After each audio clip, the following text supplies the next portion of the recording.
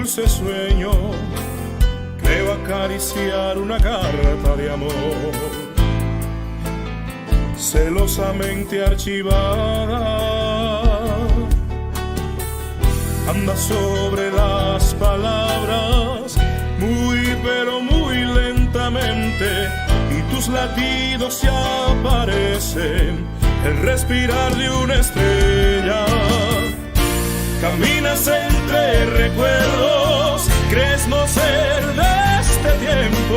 Sí, tienes mucha razón, ya no perteneces aquí. Sos la inmensa arena seca que fue parte alguna vez de un hermoso mar sereno y muy lleno de vida.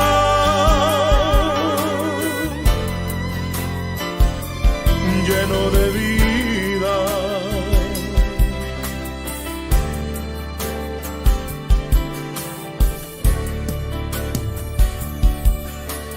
Tus miradas ya son fotos y tus palabras son ecos.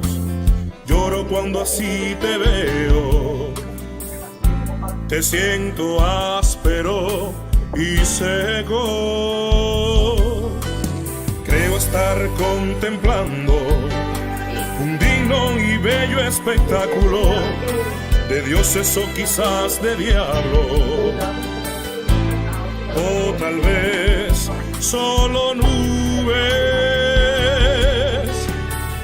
Esas nubes que a veces formaron parte de tu risa. Yo te adoro y te admiro, querido y respetable abuelo. Caminas entre recuerdos, crees no ser de este tiempo. Sí, tienes mucha razón, ya no perteneces aquí. Sos la inmensa arena seca que fue parte alguna vez de un hermoso mar sereno y muy lleno de vida.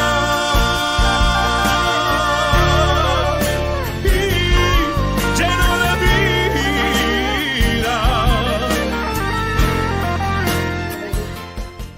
vida. Hola, queridas familias de los colegios CAFAM. Le damos un saludo muy especial a todos nuestras familias, los padres, madres, estudiantes de nuestro colegio, del Liceo Campestre, de Santa Lucía, de Bellavista, a todos nuestros seguidores y amigos que nos acompañan hoy acá en este programa hecho especialmente para ustedes, para todas nuestras familias de los colegios CAFAM. Mi nombre, Liliana Moreno, directora de Bienestar del Colegio CAFAM. El día de hoy vamos a hablar de un tema muy importante. Vamos a hablar de personas que son fundantes en nuestro hogar, que muchas veces asumen roles que tienen que ver más con la parentalidad que con el rol que ellos tienen realmente dentro de nuestros hogares. Este programa lo hemos titulado Otoño Dorado, cuidando a nuestros abuelos. Vamos a ver qué nos va a decir nuestro invitado especial el día de hoy sobre esta forma en la que nosotros los llamamos habitualmente. Le damos la bienvenida a esa persona importante para nosotros que nos acompaña hoy en este espacio, una persona de la casa que hace parte de nuestra familia CAFAM, el doctor Robinson Cuadros. Pero antes de que el doctor nos salude, pues yo tengo que presentarlo como debe ser. Entonces me voy a permitir leerles un poco de cuáles son todos esos espacios en los cuales él interviene y que por eso es tan importante para nosotros en la familia CAFAM. El doctor Robinson Cuadros es médico cirujano de la Universidad del Rosario, es especialista en geriatría de la Universidad Nacional de Colombia, expresidente de la Asociación Colombiana de Gerontología y Geriatría, representante de Colombia ante el Comité Latinoamericano de la Asociación Internacional de Gerontología y Geriatría, doctor, luego me corrige si me estoy equivocando en algo, consultor internacional de derechos humanos y políticas públicas en envejecimiento y vejez, profesor universitario y líder de la ruta sociosanitaria de personas mayores en Colombia. Creo que es un recorrido muy amplio en una labor hermosísima acompañando a todas estas personas que son tan importantes para nosotros en nuestro núcleo familiar. doctor Robinson Cuadros. Bienvenido a este espacio que se llama Puntos de Encuentro. Muchas gracias por acompañarnos, por aceptar esta invitación. No, gracias a ti, gracias a los colegios CAFAM, a esta familia tan linda que todos hacemos. Yo llevo 5 años en esta hermosa empresa, a quien amo, respeto y admiro. Por lo tanto, pues hoy es un día para reunirnos en casa y en familia. Ok, doctor. Bueno, entonces empecemos con una pregunta muy importante. Cuando nosotros estábamos preparando todo nuestro programa y comenzamos a hablar contigo, recuerdo que en esa primera conversación tú me hiciste una corrección. Cuando nosotros hablábamos de cómo llamábamos, ¿cierto?, a nuestros abuelos, porque el solo título que le dimos a este programa tiene esa connotación, cuidando a nuestros abuelos. ¿Qué pasa con esos nominalismos que nosotros le ponemos a las personas adultas mayores, a nuestros abuelos? Bueno, realmente no sabemos cómo llamarlos. Explícanos tú un poco qué es lo que pasa en ese tema. Es un tema muy controversial. Digamos que en diferentes idiomas existe una sola forma de llamar a la vejez y a las personas mayores. Pero en nuestro español tan amplio empezamos a adornarlos con un montón de sinónimos, de adjetivos que pueden generar o no confusión al respecto. Por ejemplo, cuando nosotros de cariño queremos decirles a las personas mayores, abuelitos, viejitos, el cuchito, y empezamos ahí a deteriorar todo el tema lingüístico. En Bogotá y en Colombia se empezaron a crear las políticas públicas de envejecimiento y vejez. Entonces se les preguntaron a ellos cómo les gustaría ser llamados. Y ocurrió algo curioso. Lo primero que dijeron fue que detestaban el término tercera edad. Decían, doctor, es que nadie es ni de tercera, ni de cuarta, ni mucho menos de quinta. Eso es como si nos estuvieran degradando en la medida que envejeciéramos. Lo segundo que dijeron fue que no les gustaba el término de abuelito, ni de abuelita. Y yo les preguntaba, ¿por qué si es tan cariñoso? Me decían, no, lo que pasa es que por lo menos yo no tuve hijos. Entonces, ¿de dónde aquí me resultaron nietos si yo no de dónde? Y el hito y el ita, pues termina infantilizando un poquito el tema. Cuando hablábamos de adulto mayor, entonces las mujeres levantaban la mano y decían, ¿cómo que adulto mayor? Y entonces las adultas, ¿dónde quedamos? Entonces, en política pública quedó personas mayores o personas adultas mayores. Y digamos que es el término correcto para referirse a ellas. Bueno, ese es un primer aprendizaje, ¿no? En nuestra comunidad es importante que iniciemos hablando de esto porque precisamente contando la anécdota cuando organizábamos el programa contigo, gracias a esa observación que nos hacías, decíamos, bueno, pero casi todos nos equivocamos en esa forma de llamar a esas personas tan importantes que tenemos en nuestro hogar. Entonces, a partir de este momento son personas mayores o personas adultas mayores. ¿Listo? Así es. Bien, muchas gracias, doctor. Un poco quisiéramos hablar también de qué es la gerontología y la geriatría, doc, porque es posible que muchas de las personas que nos ven en este momento, pueden ser nuestros estudiantes o padres y madres de familia que no conocen mucho sobre el tema. Entonces, explícanos un poco de qué se trata este campo del saber que tú representas también. Sí, de hecho, pues a mí todavía me pasa mucho que en consulta, cuando me presento, hola, yo soy médico, especialista en geriatría, me dicen, ay, una tía monjita también estudió lo mismo. Entonces yo no, posiblemente estudió gerontología. Decían, eso es lo mismo. Y no, hay una gran diferencia. Digamos que la gerontología, que es una ciencia madre que lleva más de 200 años, es un estudio riguroso y científico sobre el proceso de envejecimiento y la vejez desde varias esferas, desde la esfera biológica, psicológica y social. Por lo tanto, es una profesión, así como hablamos de psicología, de trabajo social, es una profesión. La gerontología es una profesión. Y la geriatría sí es una especialidad médica, es decir, primero uno tiene que hacer medicina y después hacer geriatría como una especialidad, como cuando uno hace cardiología o hace reumatología o psiquiatría, también existe la geriatría. Y esta sí es más jovencita, por decirlo así, desde 1940 en Inglaterra inició esta especialidad enfocada en el bienestar de las personas mayores, conociendo qué es normal y qué no es normal dentro del proceso de envejecimiento. Listo, Doc. Cuéntanos un poco también de tu anécdota personal o cómo llegas tú a este campo del saber tan bonito. ¿Cómo te interesas por ese campo del saber? Vamos a contar intimidades acá. Pues la verdad, la verdad, mira que los caminos de la vida son curiosos. Cuando yo soy de Duitama, de Boyacá, cuando yo terminé bachillerato, yo me presenté a artes plásticas en la Nacional y pasé, porque pues mi sueño era ser como pintor y escultor. Y cuando me preguntaban en la entrevista en la Nacional que por qué artes plásticas, yo les decía, es que me encanta pintar rostros de ancianos, ¿sí? Y era algo ahí que como que venía. Al final, pues no pude adaptarme al ambiente y terminé entrando a medicina, cosa que nunca lo había pensado. Y cuando estaba estudiando medicina, yo veía que cada vez que llegaba un adulto mayor a consulta o a una especialidad, todo el mundo se pasaba la boletica. Uy, no, no, no, no, no, llegó, no, esos son muy complicados, véalo usted. Y todo el mundo se los pasaba. Yo decía, pero ¿por qué si son tan queridos, es tan chévere escucharles las historias? No, que a uno le quitan tiempo, que tienen muchas problemáticas, que vienen tomando más de 15 medicamentos, que eso es un lío. Y lo que había de fondo y lo que descubrí era que había un miedo a atenderlos porque no nos habían preparado como médicos a atender personas mayores. Entonces, terminando medicina, yo decía, pero así como existe la pediatría que se encarga de los niños, debería haber algo enfocado en el bienestar de las personas mayores. Además que siempre asociamos vejez con enfermedad. Y en ese discernimiento me llega una señora de 93 años con una sudadera blanca, lo más de hermosa, y una cachucha que decía Coldeportes. Y yo le digo, bienvenida, y empiezo a atenderla. Y me dice, ay, doctor, la vida es tan linda. Yo empecé a vivir a los 73 años. Y yo, ¿cómo así que empezó a vivir a los 73 años? Se tiene 93. ¿Cómo me va a decir que empezó a vivir a los 73? Y me dice, mire, doctor, mi vida fue una vida muy simple.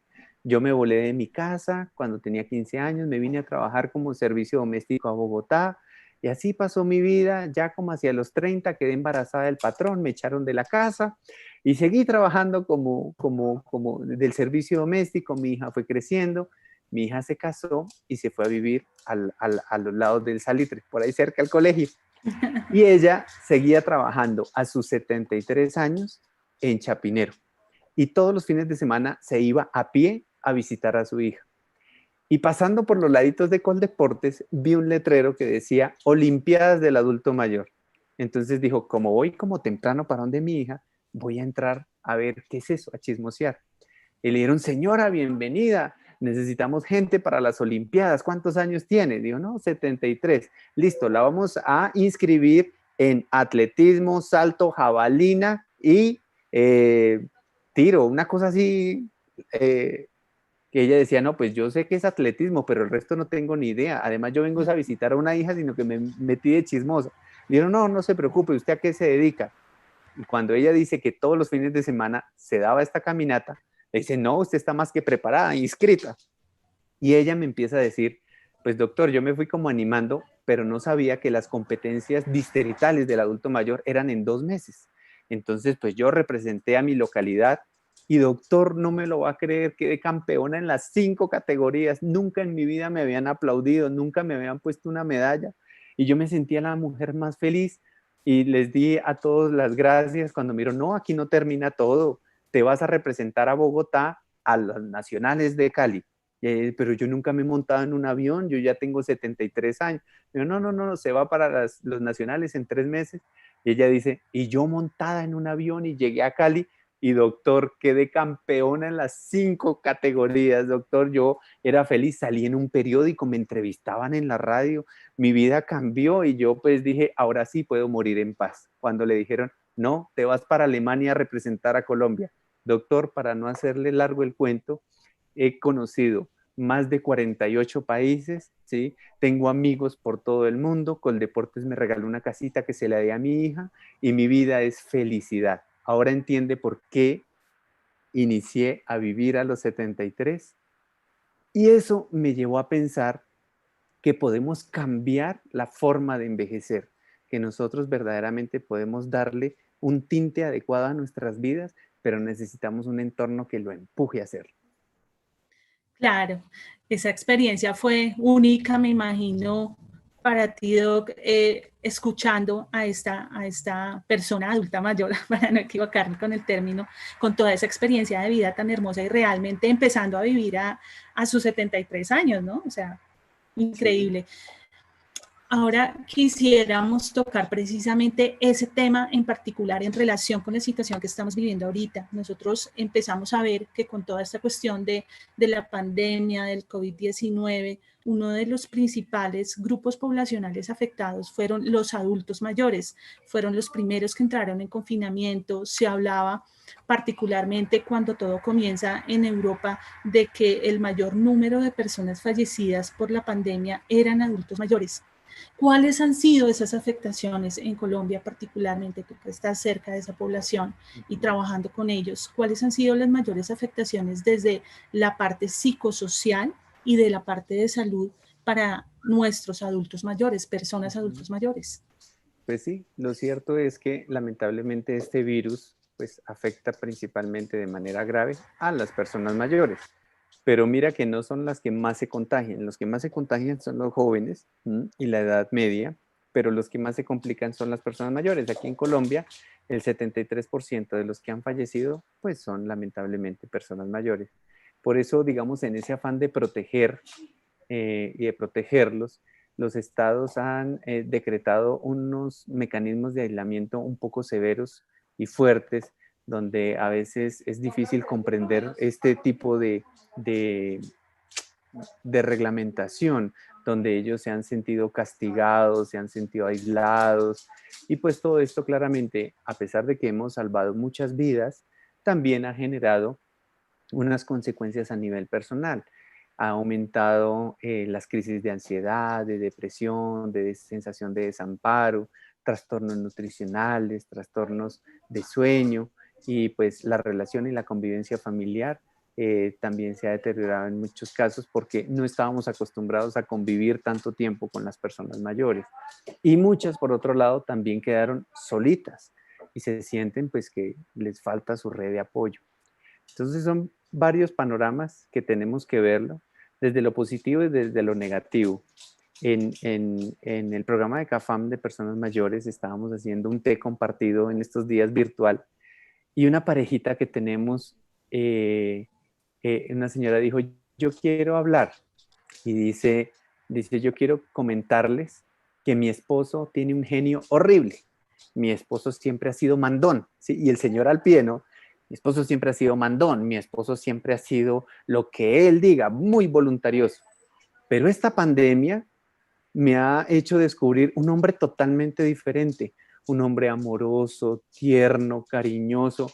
Gracias a la pandemia me volví a enamorar, nuestra relación se consolidó. Entonces yo decía, mira que todo no es negativo, ¿sí? Y también tenemos experiencias muy positivas en la medida en que las personas permiten precisamente aprovechar lo que antes no podíamos, que era el sentido de hogar.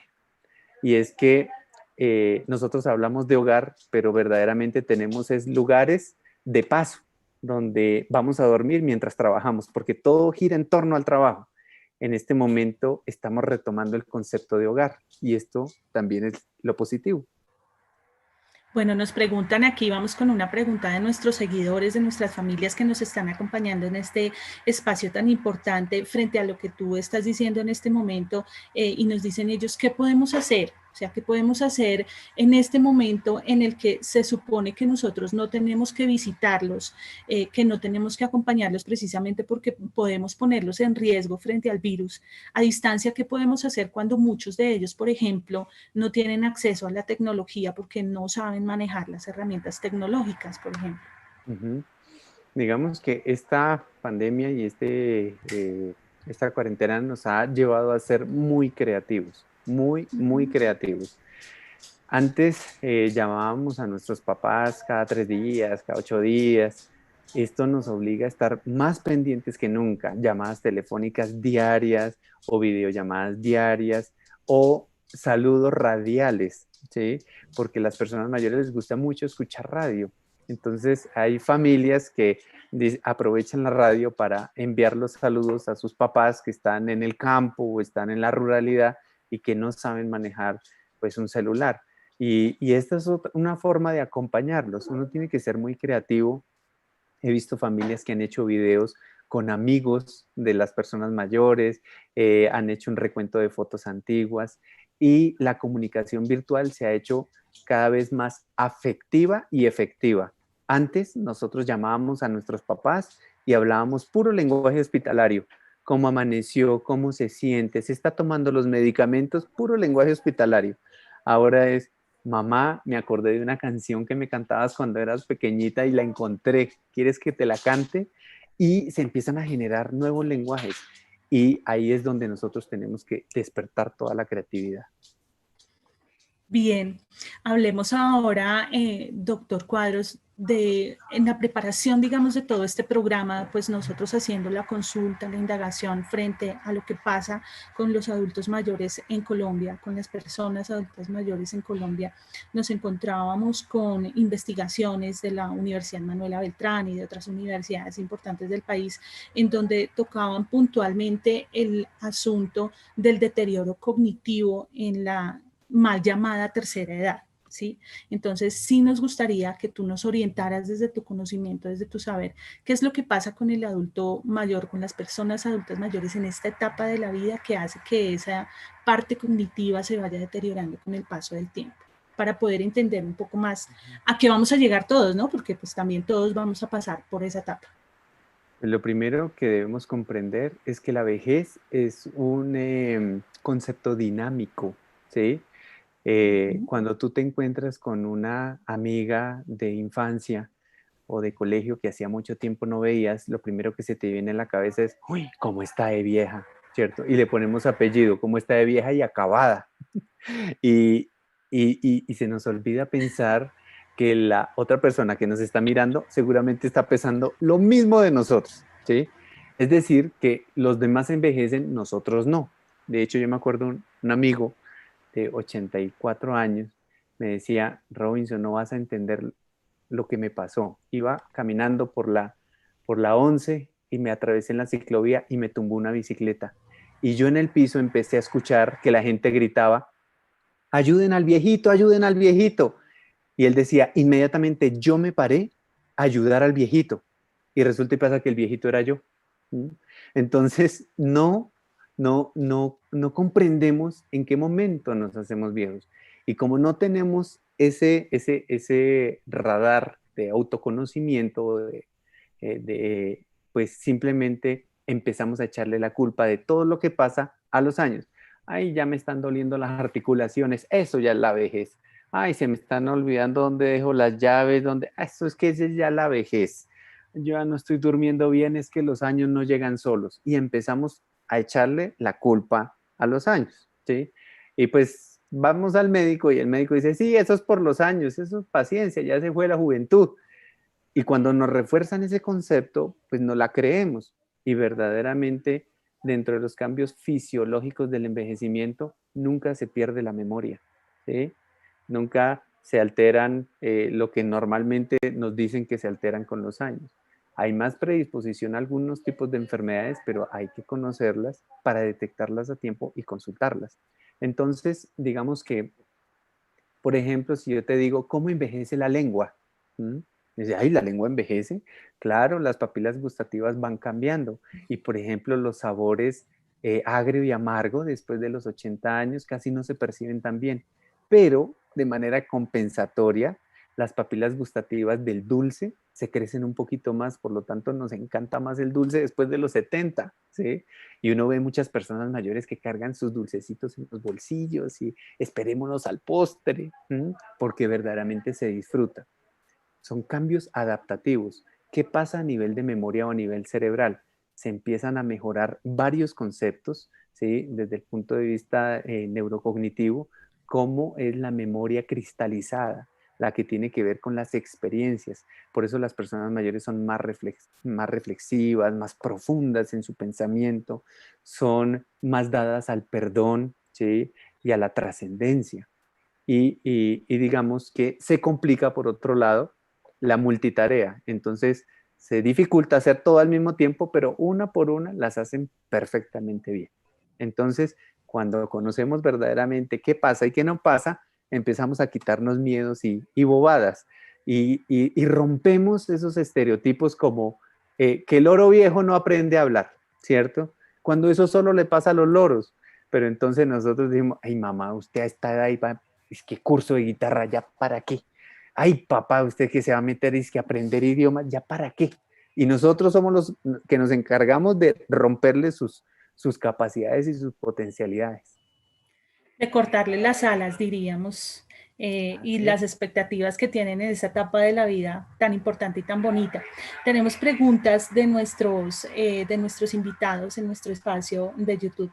Nos preguntan, y un saludo muy especial a todas las familias del Colegio Bellavista de CAFAM. Nos dice Bellanit Cortés, ¿realmente se ha logrado resignificar el valor del adulto mayor en nuestro país? Todavía no. Esto es un proceso que depende tanto de las mismas personas mayores como de nosotros. Por eso el lenguaje es tan importante. ¿Por qué? Porque cuando, por ejemplo, en consulta médica, ¿qué me encuentro yo? Personas mayores con desesperanza aprendida. Doctor, es que ya pues para la edad que tengo, eso ya la vejez, eso uno va como el rabo de las vacas de para abajo, doctor. Y de hecho un paciente me dijo, doctor, es uno con la edad se va achicando porque es que el cuerpo va buscando la tierra. Uno dice, pero si yo escucho a mi papá, a mi mamá, todo el día quejándose por la edad, ¿cierto? Cuando eso no es por la edad, sino porque no han hecho ejercicio, no se han cuidado, sino echando la culpa a la edad, pues inmediatamente yo empiezo a generar miedo a ser viejo. Yo no quiero llegar a la edad que llegó mi mamá. ¿Y cuál es la realidad actual? En 1950 en Colombia la expectativa de vida eran 52 años. Hoy estamos cercanos a los 78. Y un niño que nace hoy en Bogotá en estrato 4 tiene una expectativa de vida de 102 años.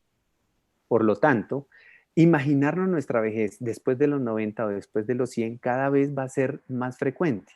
Pero nos genera un terror y un miedo precisamente porque no tenemos un sistema de políticas públicas de apertura hacia que las personas mayores sigan siendo partícipes socialmente. Entonces, si una señora, si mi mamá o mi papá a sus 70, 75 años, que están muy bien física, mentalmente, dicen, ve, voy a pasar mi hoja de vida para empezar a trabajar en tal sitio, pues todo el mundo se ríe y dice, no, pero ¿quién le va a recibir la hoja de vida? Si después de los 40 ya es difícil, ¿sí? O no, voy a iniciar un emprendimiento, entonces voy a ir al banco a que me hagan un préstamo porque voy a armar una empresa. No, papá, no. O quiero entrar a la universidad porque por estar trabajando, sacándolos a ustedes adelante, nunca cumplí mi sueño de ser abogado porque me encantan las leyes y quiero hacerlo por gusto, ¿sí? Y cerramos las puertas. Tenemos que crear una sociedad mucho más incluyente, una sociedad para todas las edades. Doctor, y nos acaba de llegar también una pregunta que nos pone a reflexionar mucho sobre el sentido de vida en esa etapa particularmente, ¿sí? Marcela Arandia, que es una persona que hace parte de nuestra familia CAFAM, nos pregunta qué se le puede decir a una adulta mayor que refiere que ya no quiere vivir más, que siente que ese sentido de vida se ha diluido, se ha perdido, que no tiene razones para continuar. Que, ¿cómo puede cooperar? Y se une de pronto un poco con esa otra pregunta que teníamos en el tintero y es ¿cómo puede cooperar la familia para poder resignificar precisamente ese sentido de vida de nuestros adultos mayores en casa? Sí, mira que hay muchos trastornos depresivos ocultos que por el mismo imaginario negativo que tenemos de la vejez pensamos que es normal. Es como mi mamá ya está viejita, ya no le gusta salir de paseo, ya no le gusta bañarse, por eso ya no quiere comer tanto, ya no quiere aprender cosas nuevas y le echamos la culpa a la vejez y posiblemente estamos frente a un cuadro depresivo que para ellos culturalmente es difícil expresarlo hacia los hijos porque seguramente vienen con cargas emocionales muy grandes del pasado, que se sintieron traicionados, abandonados, violentados, maltratados, y les es difícil contarle a los hijos por la posición que tienen ellos como padres. Y ahí es donde uno le echa mano a los terapeutas, a los amigos, ¿sí? Al sacerdote, al pastor, bueno, a la red de apoyo que puede ayudarles a solucionar y a reencontrar ese sentido de vida. Por eso, digamos, yo siempre he dicho que el problema no es la muerte, porque todo el mundo pues, nos vamos a morir en algún momento. El problema es la moridera. Cuando yo todos los días digo, no, hoy sí, yo creo que hasta aquí va a llegar, yo ya me siento que voy en bajada, y uno se amarga y amarga al resto porque no se muere, ¿sí? Promete, promete, pero no se muere. Y ahí es donde uno tiene que empezar a centrarse cuál es el sentido de utilidad que tiene esta persona, ¿sí? Porque nosotros los vamos dejando a un lado, ¿no? Mamá, usted ya no está en edad de hacer eso, para eso me tiene a mí. No, mamá, quédese más bien quietica, más bien descanse. Eso no, no, no, eso usted es un peligro que se ponga a hacer eso. Y los vamos anulando sin querer queriendo hasta que verdaderamente ellos sienten que son un estorbo. Y cuando vamos a tomar decisiones en familia, no los tenemos en cuenta a ellos. A mí me da mucha tristeza, por ejemplo, aquí en Bogotá, cuando se les preguntaba qué hacen las personas mayores, qué hacen las personas mayores. Yo soy muy importante en mi casa porque en diciembre yo soy el que cuido la casa mientras todos se van de paseo. Y uno dice, ¿cuál es el papel que le estamos dando a las personas mayores dentro del hogar? Y tenemos la otra cara de la moneda, doctor. Entonces tenemos quienes ya no le encuentran de alguna u otra manera la razón a la vida en esta etapa particular, pero del otro lado tenemos a alguien dentro de nuestro grupo de seguidores también que nos dice, mi papá dice que solo envejeció su piel, ¿sí? Pero que su corazón sigue como de 15. ¿De qué depende que haya esa diferencia de percepciones frente a la etapa en particular? Para los que conocen a Florestela Sánchez, Estelita, que dirigió mucho tiempo el programa Adulto Mayor de CAFAM, ella publicó un libro que se llama Envejecer bien es cuestión de actitud. O sea, depende de uno mismo, pero también de un entorno favorable que le ayude a desarrollar su propio proyecto de vida. Yo me acuerdo, mi esposa es maratonista y en una de esas carreras me dice, acompáñame. Entonces empezamos a prepararnos, pero yo dije, no, pues que correr, eso siempre es largo. Y nos metimos a la media maratón de Bogotá. Y me encontré con un paciente mío de 90 años. Y yo, uy, caramba, también se va a correr los 21 kilómetros. Me dice, sí, sí, sí. Pues este hombre me dejó botado, ¿no? Y llegó pues, muchísimo antes que yo. Cuando nos encontramos en la meta, le dije, no, pero usted es súper veloz. ¿Cuánto lleva corriendo toda la vida? Me dice, no, que va, yo empecé a los 80 años. Esa fue una gran lección, ¿no? Primero, no hay edad para comenzar, ¿sí? No hay límites, los límites están acá. Entonces yo le decía, uy, no, pero pues usted es un viejo admirable. Y me dice, viejo el viento y todavía sopla. Es cuestión de actitud, pero tenemos que ayudarlos a que se arriesguen a vivir, darles las herramientas para que cumplan sus sueños, para que verdaderamente todo eso que dejaron en el tintero, como aprender a tocar un instrumento, pintar, hacer algún viaje, todo eso nosotros como familia los impulsemos. Le digo, no, es que como que ya esta edad, ¿no? Si esta edad es, tienes de dónde darle y todavía hay pedal. Y verdaderamente yo creo que el mejor piropo que a uno le pueden echar en su vejez es que un nieto le diga a uno, abuelo, cuando yo tenga tu edad quiero ser como tú. Uno dice, lo cumplí, ¿por qué? Porque estoy siendo fuente de inspiración para mis nietos.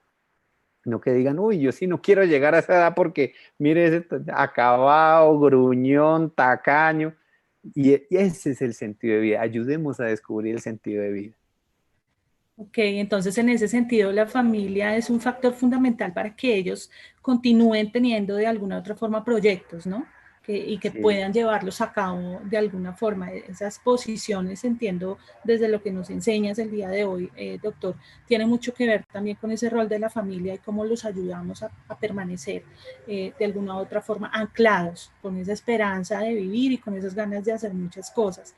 En ese sentido, doctor Cuadros, ¿qué pasa con la política pública para los adultos mayores en Colombia? ¿Es eficiente? ¿Es operante? ¿Qué dice la política pública sobre nuestra población adulta mayor? Que no es poca, ¿no? Estamos hablando del 13% de la población además. 6.430.000 personas mayores de 60 años y casi 7.000 mayores de 100 años, ¿no?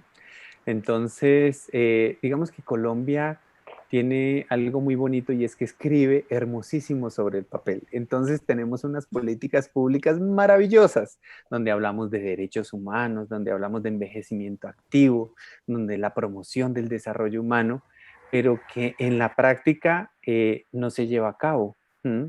Entonces se queda cortan las políticas cuando no hay un COMPES, cuando no hay recursos de diferentes sectores para promocionar precisamente todo lo que está escrito.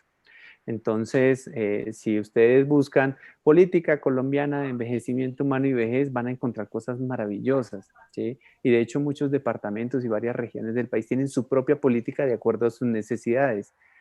Pero, ¿cómo hacerlo material? Pues primero quitándonos el vendaje de los ojos y viendo que cada vez vivimos más, que cada vez hay menos niños. Recuerden que 7 de cada 10 jóvenes hoy no quieren tener hijos, ¿sí? Entonces, la pirámide, ¿sí? Cada vez en la base se está estrechando porque no tenemos hijos, pero la punta se va agrandando porque cada vez somos más longevos. Y esto es positivo. Por eso se hacen los grandes encuentros en europeos y en Asia de la Silver Economy, de la economía plateada, y cómo gira todo el mercado a favor de un envejecimiento chévere, de un envejecimiento activo, donde yo no me sienta carga para nadie, donde yo pueda eh, pensar en mi salud, pero no solo desde el punto de vista físico, sino mental, emocional, espiritual. A esto es lo que debemos apuntar. En ese orden de ideas, doctor Cuadros, hay un adagio popular que frecuentemente utilizamos y es que los adultos vuelven a ser niños. Y esta es una pregunta también de nuestros seguidores, de nuestra compañera Paula Camila Estupiñán. ¿Qué tan cierto es eso? Seguimos utilizando eso como frecuentemente y puede ser un comentario lesivo quizás también para la autoestima de nuestros abuelos. Sí. De hecho, cuando construíamos las políticas de envejecimiento y vejez, las personas mayores decían, cuando dicen que uno vuelve a ser niño, es la mejor disculpa para maltratarlo. Y digamos que por tratar de consentirlos, por tratar de darles como esa sobreprotección, terminamos, terminamos verdaderamente infantilizándoles. Mi viejita hermosa, que dice mi bebé, y empezamos a ponerle moñitas y empezamos en el cuarto a ponerle al pato Donald. Y uno dice, espere, espere, espere. Si seguimos diciendo que se vuelven niños, estamos borrando todo el historial de vida que tienen las personas. ¿Por qué existe ese imaginario? Porque ocurre algo maravilloso en la vejez, y es que nuestro cerebro emocional se crece. Entonces somos muy emocionales en la medida que envejecemos. De hecho, si alguno de ustedes le ha dado la manito a una persona de 90, de 100 años, ustedes se van a dar cuenta que ellos casi no la sueltan y se quedan ahí acariciando la mano porque son netamente emocionales. El abrazo, ¿sí? La ternura está a flor de piel, igual que la de un niño, pero eso no significa que se vuelvan como niños. Muchas gracias, Doc. Digamos, esa parte de la que acabamos de hablar, yo la vinculo un poco también con el otro lado de la moneda, ¿no? La familia protectora, sobreprotectora, que infantiliza a ese adulto mayor en casa, pero por el otro lado nos encontramos con las personas adultos mayores abandonadas, ¿no? Solas en su contexto, ¿sí? En un estudio que nos encontrábamos también de la Universidad Autónoma de España, veíamos que uno de los factores determinantes para que se desarrollen los procesos de demencia senil en los adultos mayores tiene que ver con la soledad. ¿Qué tan cierto es eso?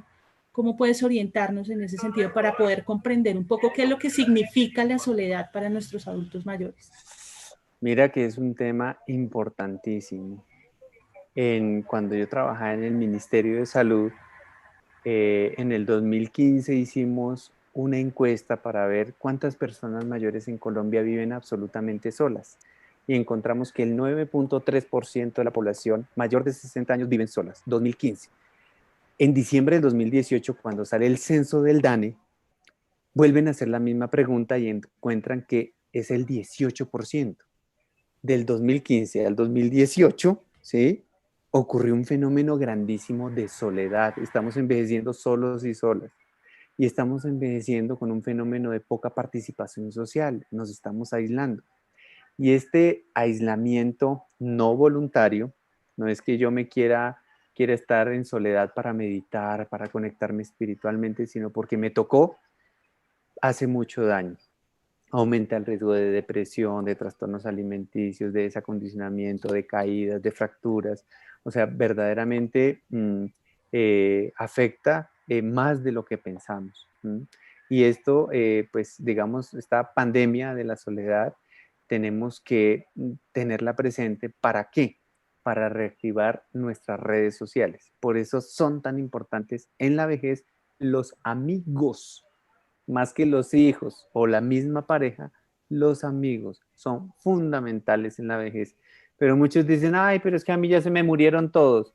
Recuerde que por este proceso neurocognitivo de aumentar el lenguaje emocional, en la vejez es más fácil hacer amigos que en otra etapa de la vida.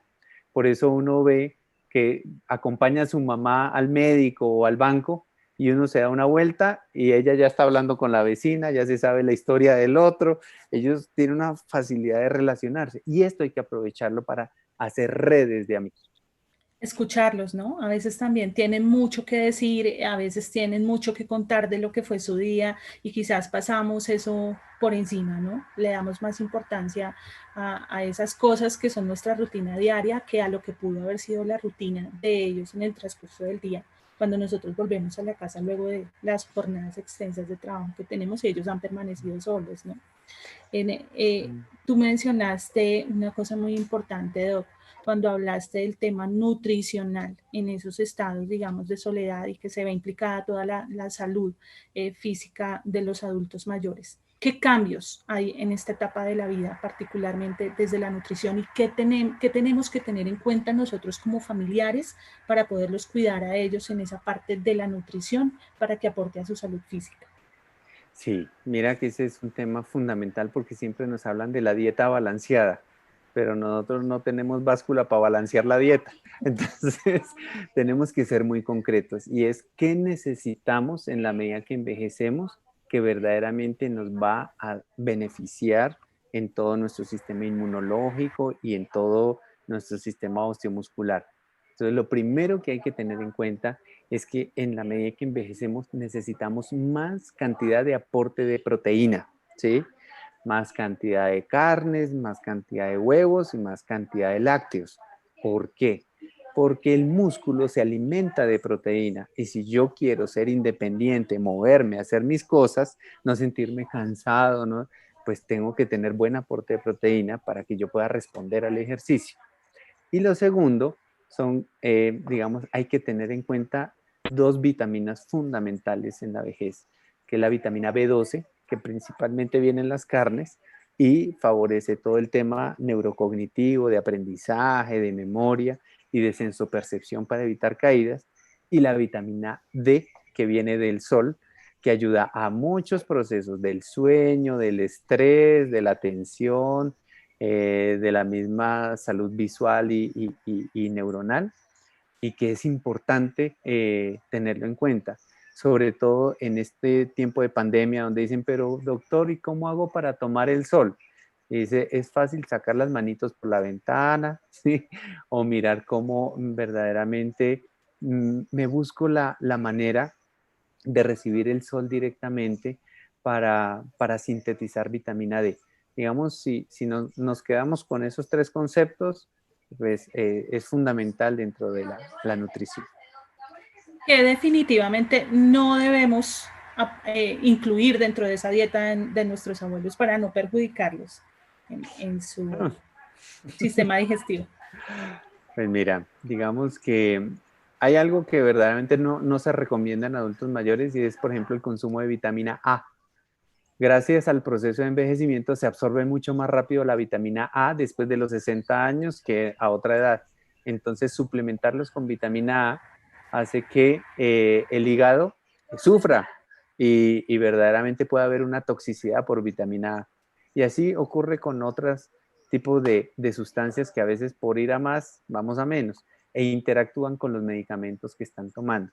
Claramente evitar el exceso de grasas, de azúcar refinada, digamos es lo recomendable. Pero que me digan, por ejemplo, doctor, entonces yo no me puedo tomar un vinito. Claro que sí se puede tomar un vinito. Y yo no puedo volver a tomarme un whiskycito. Yo, claro, todo en exceso es malo y tenemos que mirar, pues digamos, siempre los casos en particular. ¿Por qué? Porque somos parte de una cultura que entra por la boca. Los cumpleaños, una celebración, banquete, comilona. Entonces, la comida tiene un factor emocional muy grande. Y si las personas mayores son más emocionales, tenemos que saber manejar eso para darles bienestar. Y cuando somos de algunas regiones del país todavía más, ¿no? Hay unas regiones más que otras, Claro, que así somos es. fanáticos a la comida y en abundancia. Así es. Nos preguntan, Doc, también dentro de nuestros seguidores, dentro de las personas que nos están acompañando ahorita, que aprovecho para darles nuevamente un saludo a todos nuestros compañeros de los distintos colegios que nos acompañan, Bellavista, Liceo Campestre, Santa Lucía, Colegio Cafam, que están ahí siguiéndonos en este espacio tan importante. Nos dicen cómo reaccionar, cómo podemos nosotros reaccionar cuando a ellos comienzan a olvidárseles las cosas. Pasa algo muy curioso y es que cuando uno se da cuenta que su papá o su mamá ya está pues en una etapa importante de su vida como la mal llamada tercera edad, ¿cierto? Pues comenzamos a ver esos cambios particularmente y uno de los miedos es precisamente el tema del Alzheimer, ¿cierto? Ujú, Creo que lo he mencionado bien. sí. Eh, ¿Cómo podemos reaccionar frente a esas situaciones o circunstancias? O cuando, por ejemplo, recibimos diagnósticos médicos que son complejos, como cáncer u otras enfermedades que son de difícil manejo con ellos. ¿Cuál debe ser nuestra reacción como hijos, como familiares, como red de apoyo? Pues mira, lo primero es recalcar que no es normal perder la memoria con la vejez. Siempre hay que consultar. Por lo general, lo que nosotros hacemos es enviar unas pruebas neuropsicológicas para mirar verdaderamente si lo que está ocurriendo es un daño neuronal o es parte de un proceso de ansiedad, de depresión, de trastornos del sueño que está alterando la memoria o por una alteración nutricional. ¿Mm? Ya cuando establecemos que verdaderamente hay un daño neurológico y esto corresponde a una enfermedad de Alzheimer, es importante no contradecirlos, no criticarlos, no tratar de esforzarnos en hacerlos caer en cuenta porque eso los hace sentir más inseguros. ¿Mm? La enfermedad de Alzheimer no solo afecta a la memoria a corto plazo, afecta a la fluidez del lenguaje, el reconocimiento, la discriminación de caras y por eso a veces confunden un nieto con otro o un billete con otro y eso pues también los pone en riesgo, por eso dejan quemar las ollas y digamos que este tipo de alteraciones cuando uno las conoce le permite a las familias tomar conductas de protección. ¿Por qué? En Bogotá se nos pierden 14 personas mayores diariamente con problemas de memoria, de las cuales encontramos 10. Cuando yo acompaño a las familias a hacer estas búsquedas hay una angustia terrible, pero pues uno escucha a las familias siempre con la misma frase, pues doctor, él sí venía como con sus problemas de memoria, pero lo normal para la edad. No es normal para la edad. Entonces tendemos a ser muy confiados. Entonces lo primero es capacitarse, porque el cuidador se quema rápidamente, se sobrecarga con el cuidado ante este tipo de situaciones. Y siempre estar acompañado de un amigo médico, de alguien que lo oriente, con fuentes confiables, porque uno se mete por internet y encuentra de todo, ¿no? 10.000 curas, 10.000 cosas, así como nos está pasando con la pandemia. Entonces, eso por un lado. Por el otro lado, si estamos frente a un diagnóstico complejo como un cáncer, ¿sí? O como una alteración terminal, yo siempre hago una reflexión profunda porque trabajé un par de años en el cancerológico y allí los médicos paliativistas me enseñaron un término que se ve mucho en nuestra cultura y se llama la conspiración del silencio. ¿Y qué es la conspiración del silencio? Yo estoy en la habitación del paciente cancerológico y está la familia. Entonces el paciente pide a la familia que se retiren porque él quiere hablar conmigo y me dice, doctorcito, este cáncer yo veo que me está consumiendo, yo creo que me está matando, yo creo que me queda poco pero por favor no le vaya a decir nada a mi familia para que ellos no sufran. Yo no los quiero hacer sufrir con mi enfermedad. Entonces, por favor, le pido eso. Bueno, yo salgo de la habitación y afuera está la familia. Doctorcito, doctorcito. Yo veo que mi papá, ese cáncer lo va a matar. Nosotros lo vemos cada vez mal, pero le queremos pedir un favor. No le vaya a decir nada a él. No le vaya a decir nada a él para que no le sufra, para que no le avance más rápido la enfermedad, para no hacerlo sufrir. Entonces, ¿qué es la conspiración del silencio? Que cada quien sufre por separado, ¿sí? Y por sufrir por separado, no dejamos listos todos aquellos problemas emocionales que teníamos o los problemas económicos y terminamos dejando a las familias en un agarrón terrible porque tenemos el fenómeno del embarazo, ¿no? Que apenas la niña le dice a los papás que está embarazada, le crece la barriga. Entonces pensamos que cada vez que tocamos el tema, ¿sí? Se va a acelerar la enfermedad.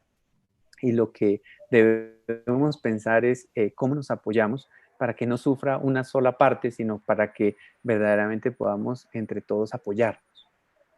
Hay miedo en tocar el tema de la muerte, ¿no? En este tipo de circunstancias. En las personas mayores no, es en nosotros, ¿sí? De hecho, pues como geriatra, pues yo soy especialidad final. Después de mí, pues viene el sepulturero, ¿sí? Ahí ya no hay más. Entonces, en la consulta, a mí sí me gusta hablar del tema y me gusta preguntarle a las personas mayores, bueno, ¿y qué tan preparada te sientes para cuando llegue el momento? ¿Sí? Y ellos por lo general hablan y se sienten que se quitan una carga. Uy, doctor, por primera vez alguien me preguntó, pues mire, la verdad, yo estoy peleando con un hermano desde hace mucho tiempo, mis hijos no saben y eso no me deja en paz, yo quisiera resolver eso. Tengo un problema con una platica o tengo un hijo que nadie conoce, cosas ahí que uno se empieza a enterar y uno dice, bueno, espere, la idea es que cuando te vayas tranquilo, libre de culpas, que te sientas perdonado y que tú también puedas perdonar. Y empezamos a hacer un trabajo familiar donde verdaderamente alivianemos cargas y se toque el tema con naturalidad. Ya el otro panorama es el que nos decías ahorita, donde yo empiezo a decir, no, es que yo me quiero morir, la vida no vale nada, y que esconde un trasfondo depresivo. Eso sí ya es diferente. Ok, Doc, esa parte del desarrollo social, de lo lúdico, de lo artístico, ¿podría cooperar, por ejemplo, en estos procesos cuando hablábamos del Alzheimer hace un momento, para poder fortalecer esos procesos cognitivos en nuestros adultos mayores? La ¿Qué tipo música de y las, actividades?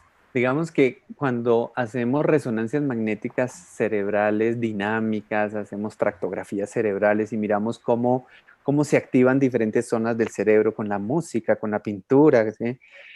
Vemos que hay dos cosas que activan muchísimo varias zonas del cerebro a la vez.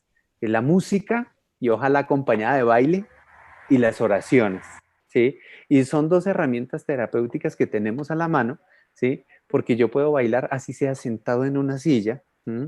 Con la música que me gusta, ¿sí? Y puedo acompañar meditaciones y oraciones con las personas mayores, pero siempre nos da pereza, ¿sí? Y no nos animamos a bailar con las personas mayores que nos acompañan y mucho menos acompañarles en oración. Y esto verdaderamente es una de las dos estrategias más grandes de hacer terapia no farmacológica en este tipo de casos. Bien, entonces estaremos atentos a organizar todas esas actividades para nuestros adultos mayores en casa y ayudarles a fortalecer también cada uno de esos aspectos en su vida. En este momento de pandemia, en este momento de crisis, digamos, sanitaria, en donde ellos han sido muy protagonistas en toda esta circunstancia social, ¿qué cosas debemos tener nosotros en cuenta como familiares de los adultos mayores? ¿Qué cosas deben alertarnos? ¿Qué síntomas deben alertarnos frente a un posible contagio de COVID-19 en este momento? Digamos que en personas mayores es muy complejo, ¿sí? Porque en este proceso de envejecimiento fisiológico ellos no presentan los mismos síntomas que presentan los jóvenes. Se dice, por ejemplo, que solo un 30% de los mayores hacen fiebre, ¿sí? El resto no hacen fiebre. Se decaen, dejan de comer, hacen diarreas, ¿sí? Náuseas, hacen otros síntomas, no necesariamente fiebre, tos y síntomas gripales. Por eso hay que estar muy pendientes. Y pues claramente, si yo no he guardado el aislamiento físico como debe ser, pues me toca hacer las pruebas y me toca mirar. Por eso, digamos, tenemos que ser muy cautelosos en las visitas, en la forma de comunicar estas medidas de aislamiento físico. Y repito físico porque se ha confundido con aislamiento social. Y aislamiento social no debe haber, debemos estar más comunicados con ellos que nunca. Pero el aislamiento físico, que sí es importante, debemos tratar de mantenerlo al máximo como acto de amor, protegiendo precisamente su vida.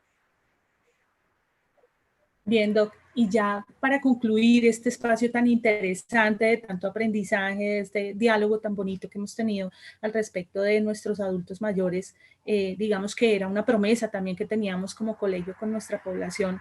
Intentamos antes de salir al confinamiento preventivo realizar un día, un espacio especial para ellos y por eso también este programa está dedicado a ellos. Quisiéramos saber como representante, como líder tú de CAFAM, dentro de ese programa para los adultos mayores, ¿cómo pueden hacer ellos para acceder a estos programas y cómo se han adaptado estos programas o este programa en este momento de confinamiento preventivo para ellos? ¿Cuál es la accesibilidad que tienen? Bueno, para los que no saben, CAFAM fue la primera caja de compensación familiar en el país en diseñar un programa de adulto mayor. Llevamos 32 años con el programa CAFAM de personas mayores, donde por lo general siempre rondan los 500, 600 usuarios en diferentes sedes, ¿sí? Tenemos en Floresta, en Kennedy, una sede propia grandísima, que pues ahí fue donde inició el programa en Belalcázar, ahí al frente de la Nacional, y en varias parroquias de Bogotá, donde se desplazan los profesores y hacen yoga, tai chi, baile, hacen aeróbicos, estimulación neurológica, cognitiva, pero más que eso, fomentan la amistad. Entonces son grupos de amigos donde van no a hacer una actividad, sino verdaderamente a compartir lo que les nace del corazón. En estos momentos donde, pues digamos, los centros día están cerrados, pues por orden nacional y por protección, con los profesores estamos haciendo todas estas actividades a través del canal de YouTube, a través de la página de CAFAM. Ustedes por ahí han visto algunos de nuestros profesores con actividades muy lindas sobre cómo mantener la belleza de las canas y el brillo, cómo hacer alimentación saludable, el mejor paso para bailar cumbia después de los 70 años y todo este tipo de cosas que son maravillosas. Yo invito a todos para que se vinculen al programa. Les voy a dictar el teléfono de la coordinadora que reemplazó pues a Estelita, como les comentaba, ella salió pensionada, ahora está Carolina Camargo. Carolina Camargo lleva 15 años como era profesora y ahora pasó a ser coordinadora, como todo lo lindo que pasa en CAFAM, que van ascendiendo y van creciendo. Pues Carolina es uno de estos casos. El teléfono de Carolina, para las que la quieran contactar, con mucho gusto, ella me dio permiso de darlo, porque antes de iniciar yo le dije, Carolina, fijo, me van a preguntar que a dónde llamar o cómo preguntar por el programa. Entonces ella me dijo, dale mi número a ojo cerrado. Entonces el teléfono de antes de Carolina que Camargo. antes de que lo dictes, le voy a pedir el favor a nuestro webmaster que lo vaya colocando también dentro de la ruta de comentarios en nuestra página, en nuestro canal de YouTube, para que quede allí grabadito el número y puedan tener acceso todos nuestros asistentes a este espacio, nuestros seguidores y amigos. Te doy entonces el paso para el número de teléfono. Entonces, Carolina Camargo, coordinadora del programa Adulto Mayor de CAFAM, 301-564-6798. 301-564-6798. Mira que con el programa estamos haciendo algo maravilloso y es que cada 15 días hacemos un té virtual. Entonces es curioso porque cada reunión de té, pues ellas se preparan su té y hacemos una temática especial. Entonces vamos a recordar la Bogotá de antier. Y es muy curioso cómo muchas de ellas llegan disfrazadas, ¿sí?, como se vestían en la época y empiezan a contar historias. Después vamos a hablar de otra temática, de los cantantes que nos enamoraron en la época. El primer regalo que me dieron en mi infancia. No, son unos encuentros donde uno aprende y donde verdaderamente uno se nutre emocionalmente, donde ellas gozan, ríen y entre ellas mismas se dan unos apoyos espectaculares. Entonces vale la pena que averigüen y que se vinculen a este programa tan lindo. Doctor, ya para terminar, te voy a poner un reto. 2 palabras en las que nosotros podamos resumir un consejo para las familias, para el cuidado, para proteger, para resignificar a nuestros adultos mayores en casa. Y 2 palabras para nuestros adultos mayores, para que estén al tanto y al pendiente de sí mismos, para que echen a volar su imaginación, para que continúen con sus proyectos y sigan teniendo ese sentido de vida muy fortalecido. Bueno, para nosotros tal vez desarrollo y humanización, ¿sí? Desarrollo teniendo en cuenta todo lo que abarca el proyecto de vida, el propósito, ¿sí? A veces somos tan sobreprotectores con las personas mayores que nos rodean que terminamos anulándolo. Y humanización que tiene que ver no solo con el buen trato, sino con el reconocimiento. ¿Mm? Y para las personas mayores, creo que la palabra es arriésguese a vivir, ¿sí? Culturalmente a veces le hacemos la vida a los demás, ¿sí?